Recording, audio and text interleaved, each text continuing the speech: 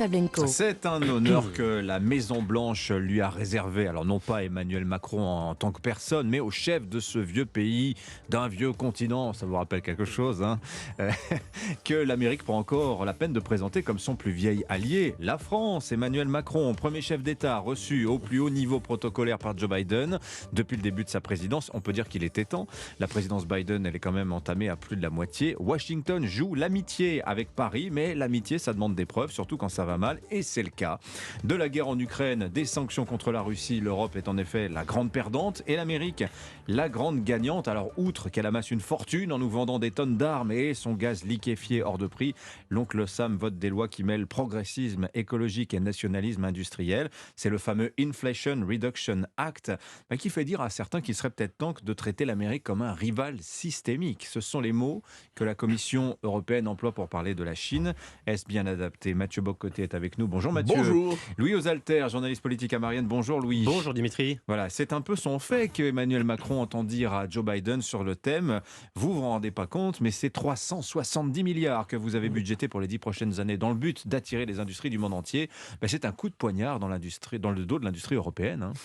Alors c'est vrai, mais il serait naïf d'aller expliquer à Biden qu'il faut tout simplement retirer cette loi parce que ça va faire du mal aux industries européennes. D'ailleurs, je pense que l'état d'esprit de Macron n'est même pas d'essayer de faire ça, mais plutôt de voir ce qui pourrait être négocié comme atténuation, comme exemption éventuelle. Mais de toute façon, il faut être très lucide. Biden est dans le droit fil d'une politique américaine qui consiste de toute façon à protéger son industrie et qui est tout à fait légitime. Lui, il a vendu des emplois industriels bien payés aux Américains. Pour ça, hein. exactement. Ouais. Il fait du protectionnisme vert, mais surtout du protectionnisme national, c'est-à-dire faire revenir des emplois pour la classe moyenne. Et d'ailleurs, ça lui a permis de récolter, d'aller rechercher des voix. Et on l'a encore vu aux élections midterms, qui n'ont pas été une défaite pour lui. Et ça lui a permis d'aller rechercher des voix dans cette classe moyenne qui désertait les démocrates parce que précisément sur cette question des emplois, de l'économie, du déclassement économique, elle se sentait abandonnée. Joe Biden applique son programme, tout simplement. Et c'est tout à fait légitime. Maintenant, la question à laquelle est confrontée l'Europe, c'est effectivement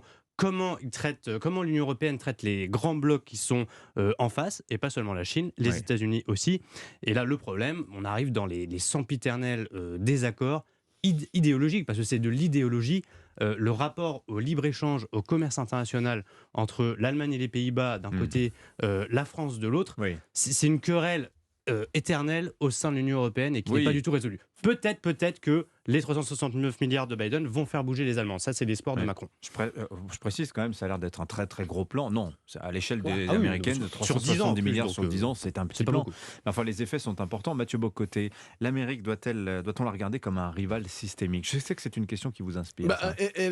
Elle est à la fois rivale et alliée, c'est-à-dire non seulement du point de vue de l'Europe, mais de la France. La France et les États-Unis sont les deux nations révolutionnaires, à prétention universelle de la modernité occidentale. Chacune prétend s'adresser au monde entier, chacune prétend être à l'origine d'ailleurs des droits de l'homme proposés au monde entier. Chacune croit que son modèle pourrait être potentiellement universalisé, chacune a mené en son temps des guerres révolutionnaires pour émanciper les peuples de la Terre censés prendre leur inspiration à partir soit de Paris, soit de Washington.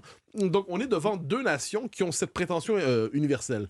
Aujourd'hui, cela dit, qu'on le veuille ou non, on assiste à ce que j'appelle une forme de post-occidentalisation des États-Unis. C'est-à-dire les Américains se détachent de plus en plus de l'espace occidental. Ils y sont revenus le temps de la guerre en Ukraine. Ils y sont revenus temporairement parce que Joe Biden est un homme de l'ancien monde plutôt que du monde qui vient.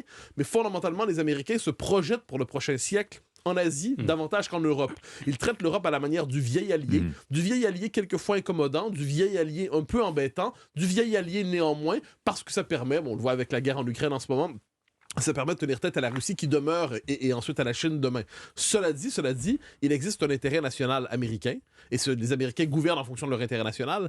Il n'y a pas et ne peut pas avoir d'intérêt national européen. Et ça, on bute toujours sur cette réalité. C'est que l'Europe ne réfère pas à la même réalité que les États-Unis. Les États-Unis, quoi qu'on en pense, ont une dimension nationale et l'Europe ne peut pas en avoir. Alors, à partir de ce moment, les contradictions sont insurmontables. Alors ça, c'est intéressant parce que Joe Biden dit aussi en creux à Emmanuel Macron, si on vous a choisi, vous, pour la première visite d'État, c'est aussi parce que, on ne va pas sous-entendre qu'il y a un mandat européen qui aurait été confié à Emmanuel Macron. Ça n'est pas le cas, mais enfin, Emmanuel Macron vient, comme il dit souvent, en européen, je plaidais auprès de Joe Biden. Juste ce mot quand même du patron de Volkswagen, c'était sur LinkedIn lundi, il dit à cause de ce plan de réduction de l'inflation américain, que la production en Europe de batteries pour les voitures électriques, ça va devenir non viable. Enfin, on en est là quand même. Et surtout, il y a des grands groupes Alter. industriels qui vont réfléchir sérieusement à aller s'implanter aux États-Unis pour bénéficier précisément de ces Est-ce qu'on ne devrait subventions. pas faire la même chose, mettre des milliards sur la table pour attirer les usines du monde entier? Eh ben, c'est exactement le sens du fameux Buy European Act qui n'existe pas mais dont on parle depuis des années, c'est-à-dire un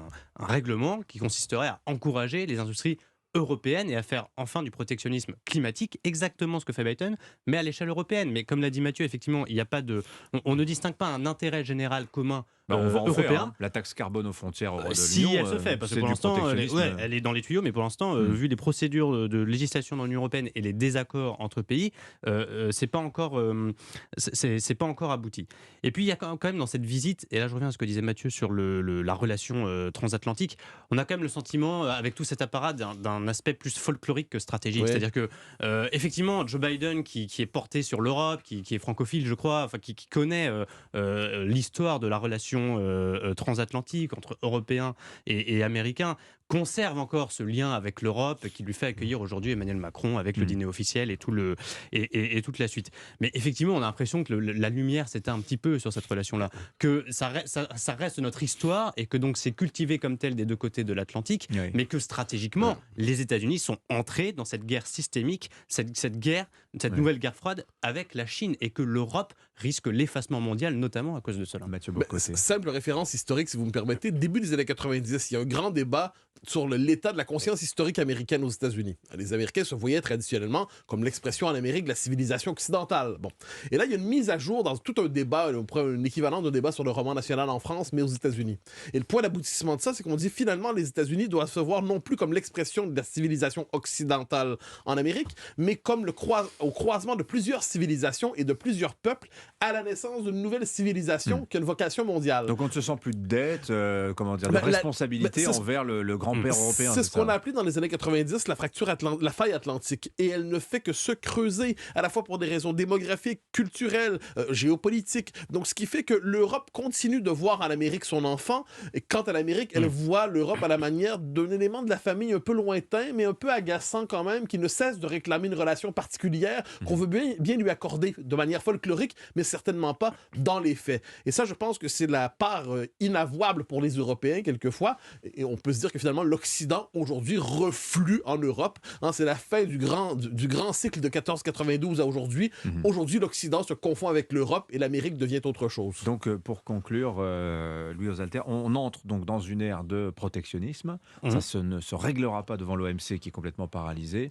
Bref, on est un peu pieds et poings liés face aux décisions de Joe Biden. Et il faut absolument que doctrinalement, l'Europe s'adapte à ce monde. Alors effectivement, il y a eu deux éléments un peu encourageants, c'est quand la Commission européenne se définit comme géopolitique, sans qu'on voit vraiment les actes derrière, et surtout effectivement la qualification, je crois que c'était juste avant le Covid, de la Chine comme rival systémique. C'est-à-dire que l'Europe ne réfléchissait plus en termes de doux commerce, en expliquant que plus le commerce allait allant et plus on allait signer de traités de libre-échange avec à peu près toutes les régions du monde, plus on allait être heureux et baigner dans une prospérité naïve et générale. Il y a un léger changement doctrinal là-dessus. Après, il ne faut pas se faire d'illusions. Il y a toujours des pays en Europe qui sont les yeux rivés sur la signature de traités de libre-échange, et c'est aussi le cas doctrinalement à la Commission européenne d'Ursula von der Leyen, avec laquelle les représentants français se battent tous les jours. C'est-à-dire qu'à Bruxelles, c'est un débat tous les jours entre la France. Il y a ce message aussi de Washington. Vous voulez des exemptions par rapport à notre plan, et signez un accord de libre-échange avec nous. Les Japonais l'ont fait. Merci à tous les deux. Louis Osalter, Marianne, Mathieu Bocoté. La une de Marianne cette semaine, Louis? C'est le football, le mondial au Qatar. Voilà. Pourquoi le football est idéologique, on le voit tous les jours avec ce mondial. Merci. Place à